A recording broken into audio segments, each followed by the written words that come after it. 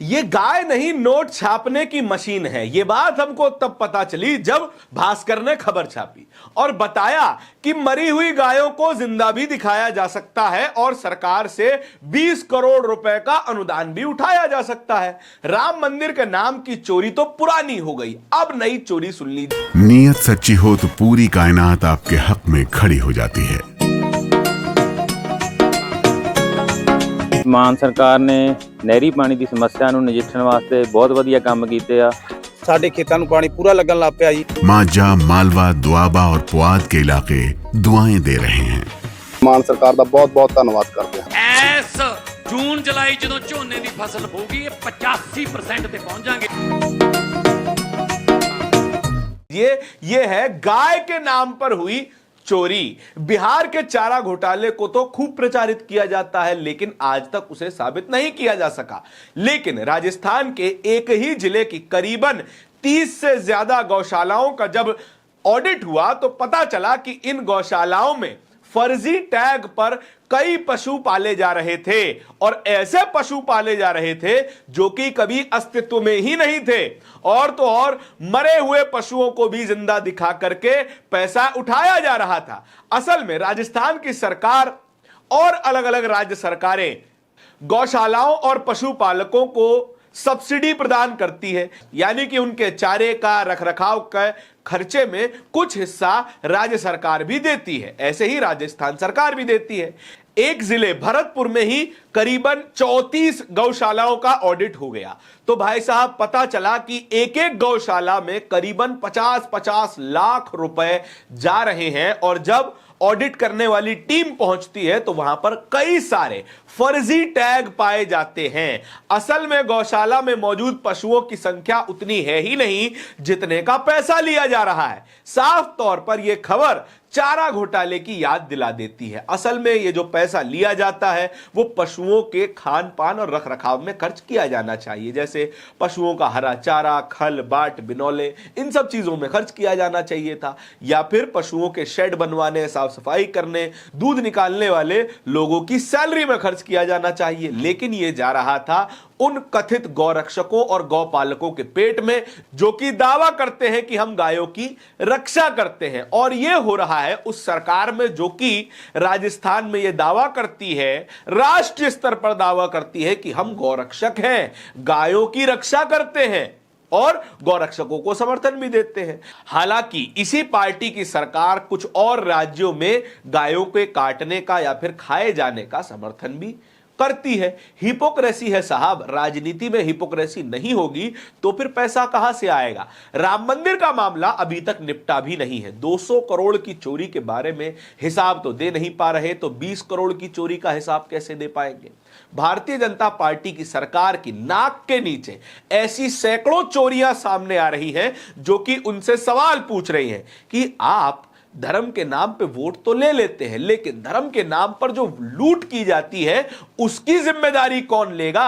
यानी कि साफ बात समझ में आती है कि धर्म की मलाई का हिस्सा भारतीय जनता पार्टी आपस में बांट लेती है लेकिन धर्म की लूट होने देती है।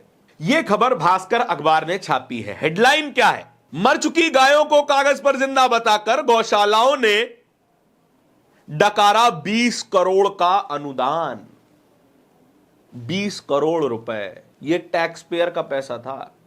राजस्थान के ईमानदार टैक्स पेयर्स ने, जो कि टॉफी, सुई से लेकर के हेलीकॉप्टर के पार्ट तक पर पैसा भरते हैं, इथेनॉल वाला पेट्रोल खरीदते हैं तो टैक्स भरते हैं, गाड़ी खरीदते हैं तो टैक्स भरते हैं, सड़क पर चलते हैं तो टैक्स भरते हैं, वही पैसा अब गौशालाओं के मालिकों के पेट में जाकर के हजम हो गया और किसी को कानो कान खबर नहीं लगी।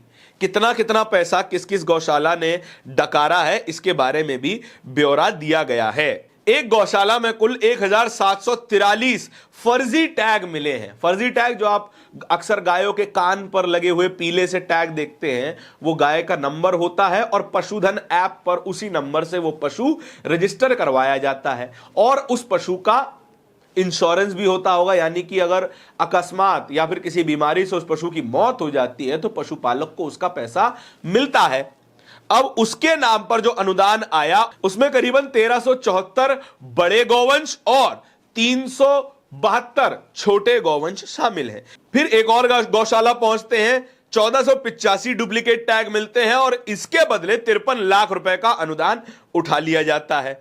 फिर 255 फर्जी टैग मिलते हैं और 12 लाख रुपए का अनुदान उठा लिया जाता है। और ऐसे में बड़े से लेकर छोटे तक सभी स्तर के लोग शामिल हैं। जिनके यहां पर एक फर्जी टैग मिला उन्होंने भी पैसा उठाया, जिनके यहां पर हजारों की संख्या में फर्जी टैग मिले उन्होंने भी पैसा उठाया। चलिए, तो बात फर्जी टैग की भी है, लेकिन मरी हुई गायों को जिंदा दिखा दिया गया।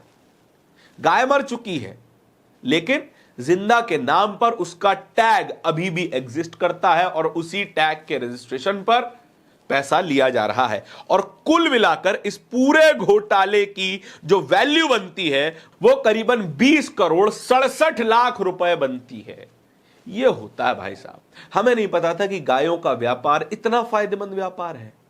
और ये लोग तो व्यापार भी नहीं कर रहे, ये लोग तो सेवा कर रहे थे, गायों का रखरखाव कर रहे थे। ऐसी भी गायों को पाल रहे थे जो गाय दूध नहीं देती हैं। ऐसी गायों को पालने के बदले इतना मोटा अमाउंट मिलता है, हमको नहीं पता। बहुत फायदेमंद बिजनेस है। और इस सब के ऊपर जब सरकार की आंखें बंद हो जाए तो फिर बिजनेस दिन दुगनी रात चौगनी तरक्की करता है।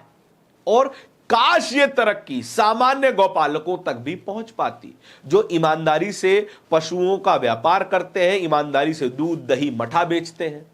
काश उन तक भी ये मुनाफा पहुंच जाए और देश के किसान की आय असल में दोगुनी हो सके। ये तो मरी हुई गायों को कागजों पे जिंदा दिखा करके अपनी आय दोगुनी कर रहे हैं, लेकिन जो ईमानदार वाला किसान है उसको भी तो ये पैसा पहुंचाइए। लेकिन नहीं, ये पैसा केवल कट्टर ईमानदार लोगों के लिए है। और भाजपा की सरकार है तो कट्टर ईमानदार लोगों को फायदा मिलता रहेगा, जैसा कि अयोध्या में मिला और राजस्थान में भी मिल रहा है। इस खबर पर रवीश कुमार ने भी अपना रिएक्शन दिया है। भास्कर की खबर शेयर करते हुए रवीश कुमार केवल एक पंक्ति में अपना सवाल पूछते हैं, यह कौन सा पाप है महापाप के अलावा?